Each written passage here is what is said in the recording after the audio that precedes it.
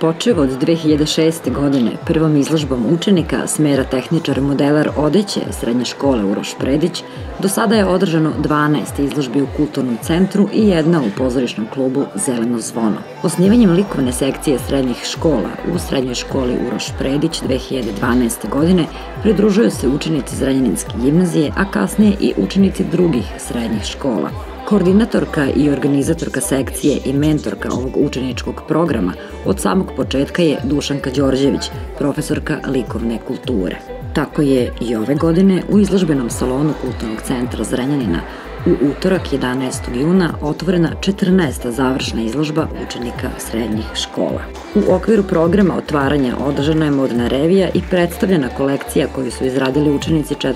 5. razreda obrazovnog profila modelar odeće škole Uroš Predić. Prezentovani su kostimi Stefana Drakulića, učenika 2. 6. razreda.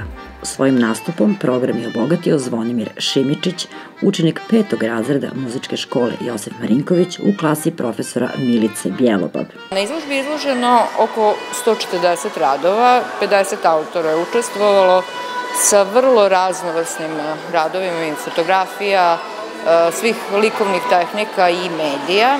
Ima i zanimljivih eksperimentalnih radova, tako da je vrlo zanimljiva. Najzanimljivije je to što smo radili jedan veliki projekat, partnerski, Zrenjaninska gimnazija i Uroš Predić škola, radili su omladinski projekat Klub učenika Picasso. Sad tu je bilo raznovrsnih radionica likovnih, pa čak i ručnog veza, pravljenja nakita, likovnih radionica, radionica šivenja, tako da tu ima dosta različitih radova i vrlo zanimljivih.